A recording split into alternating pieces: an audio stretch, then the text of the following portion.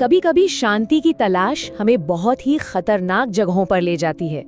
लेकिन सोचिए, क्या होगा अगर वो जगह एक ऐसी पुरानी हवेली हो जहाँ की दीवारें सिर्फ खामोश न हो, बल्कि उनमें एक सदी पुराना श्राप भी कैद हो। आज हम एक ऐसे ही जोड़े की कहानी जानने वाले हैं। ये सिर्फ एक कहने की बात नहीं है, बल्कि ये उन अनगिनत आत्माओं की सिसकियां हैं जिन्होंने इस चेतावनी को नजरअंदाज करने की एक बहुत बड़ी भूल की थी।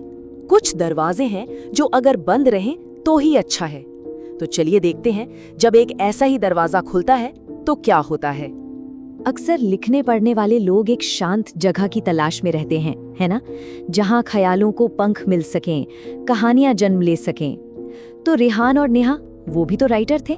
इसी उम्मीद में शहर का सारा शोर शराबा पीछे छोड़कर एक पुराने से गांव की इस खूबसूरत हवेली में रहने आ गए। उन्हें जरा भी अंदाजा नहीं था कि यहाँ वो कोई कहानी लिखने नहीं, बल्कि खुद एक बहुत ही खौफनाक कहानी का हिस्सा बनने वाले थे।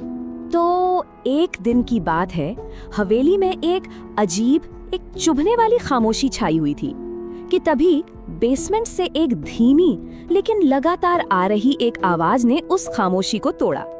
जब रेहान नीचे गया तो उसने देखा एक पुरानी रॉकिंग चेयर खुद ब खुद हिल रही थी, मानो कोई अनदेखी ताकत उसे बार बार एक बड़े से संदूक से टकरा रही हो।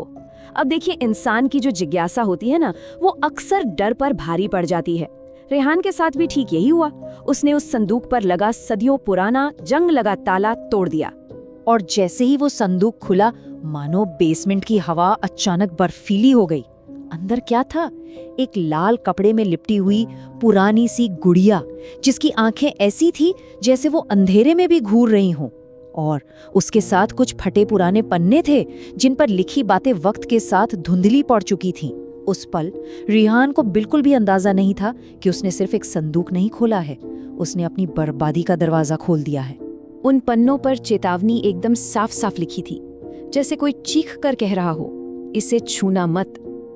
लेकिन कभी कभी इंसान का दिमाग उसके दिल के आगे हार जाता है ना?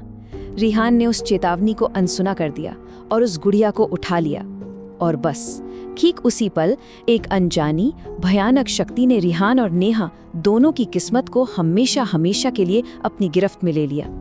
बस उस एक बार छूने की देर थी और रेहान के लिए सब कुछ बदल गया। जिस हवेली में वो सुकून की तलाश में आया था, अब उसी हवेली की खामोशी उसे काटने को दौड़ती थी। हर परछाई में उसे किसी का चेहरा दिखता, और जरा सी आहट पर भी उसका दिल बुरी तरह दहल जाता था। शुरुआत में तो सिर्फ रात में दर्द भरी चीखें सुनाई देती थीं, फिर धीरे धीरे दिन के उजाले में भी घर की लाइटें टिमटिमाने लगीं, बल्ब धमाके के साथ फटने लगे।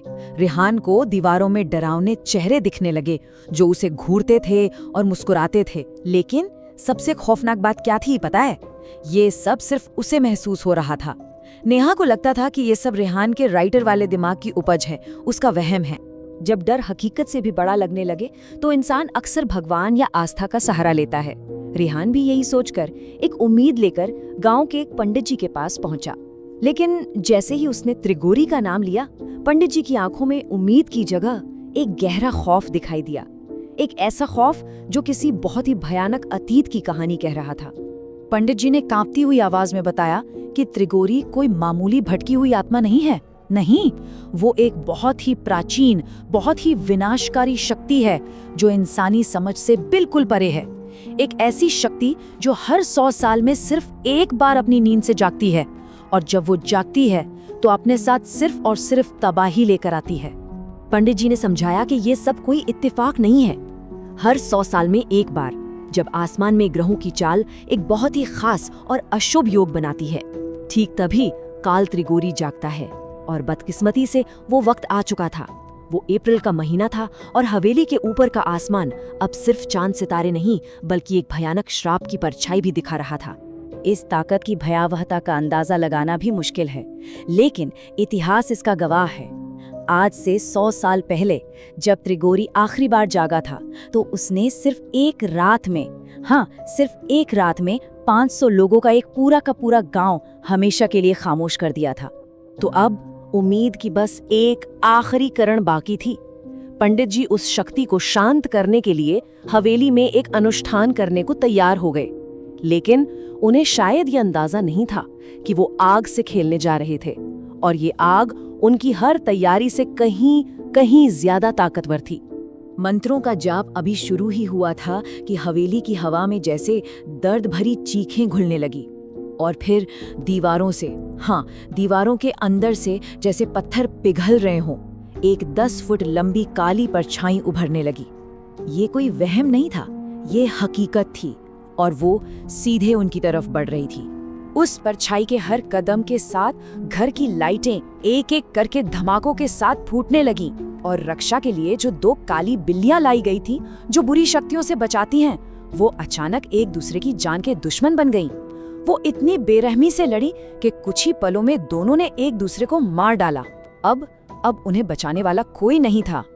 ये खौफनाक मंजर देखकर नेहा का सब्र जवाब दे गया। उसके दिमाग में बस एक ही बात घूम रही थी कि ये सब उस गुड़िया की वजह से हो रहा है। तो बस खौफ और घबराहट में उसने पंडित जी की चेतावनी को पूरी तरह नजरअंदाज किया और उस गुड़िया को बिना लाल कपड़े के सीधे उठाकर धधकती हुई आग में फेंक दिया। गुड़िया को आग में जलता देखकर पंडित जी के चेहरे का रंग ही उड़ गया। वो बुरी तरह चीखे, ये क्या कर दिया तुमने? उसे आजाद कर दिया। उन्होंने कहा कि नेहा ने सिर्फ खुद को नहीं बल्कि अपने पूरे खानदान को मौत के मुंह में धकेल दिया है। और बस इतना कहकर वो पंडित अपनी जान बचाने के लिए पूजा को बीच में ही छोड़कर वहां से भाग गया। अनुष्ठान अधूरा छूट चुका था, और अब काल त्रिगौरी की ताकत को रोकने वाला कोई नहीं था। उस गुड़िया से जुड़ा हर एक इंसान अब उसके कहर का सामना करने वाला था, और इस बार बचाने के लिए कोई नहीं आने वाला था। और तबाही की शुरुआत हुई अगली ही सुबह। सबसे पहले खबर आई कि नेहा का पूरा परिवार घर में लगी एक रहस्यमयी आग में जलकर मर गया है। फिर कुछ ही घंटे बाद उसी पंडित की लाश जंगल में मिली, इतनी बुरी हालत में कि जैसे किसी जंगली जानवर ने उसे चीर फाड़ दिया हो। जब डरा सहमा रेहान वापस हवेली पहुंचा तो उसकी आंखें फटी की फटी रह गई। वो जली हुई गुड़िया संदूक में वापस आ चुकी थी, बिल्कुल सही सलामत, और कमरे में नेहा खड़ी थी, हाथ में चाकू लिए पागलों की तरह हंस रही थी, और उसके ठीक पीछे वही 10 फुट की परछाई उसे अपनी गिरफ्त में लिए हुए थी। उस रात गांव वालों ने हवेली से दिल दहला देने वाली चीखें सुनी, पहले रेहान की, फिर नेहा की, और उसके बाद सब कुछ शांत हो गया। एक ऐसी खामोशी जो चीखों से भी कहीं ज्यादा डरावनी थी। अगली सुबह जब गांव वालों ने हिम्मत करके पुलिस के साथ हवेली में कदम रखा तो दीवारों पर खून से सिर्फ 2 शब्द लिखे थे, काल त्रिगोरी। रेहान और नेहा की लाशें बेसमेंट में पड़ी थी। उनकी आंखों में खौफ जैसे जम गया था, लेकिन वो संदूक और वो गुड़िया दोनों गायब थे, जैसे कभी वहां थे ही नहीं। रेहान और नेहा, उनकी कहानी तो खत्म हो गई, लेकिन काल त्रिगोरी की नहीं। ये कहानी हमें एक सर्द एहसास के साथ छोड़ जाती है कि कुछ पुरानी बातें, कुछ किंवदंतियां सिर्फ कहानियां नहीं होती, और जब वो जागती हैं तो अपने पीछे सिर्फ तबाही और खामोशी छोड़ जाती हैं। सवाल ये है कि वो अब कहाँ है और उसका अगला शिकार कौन होगा।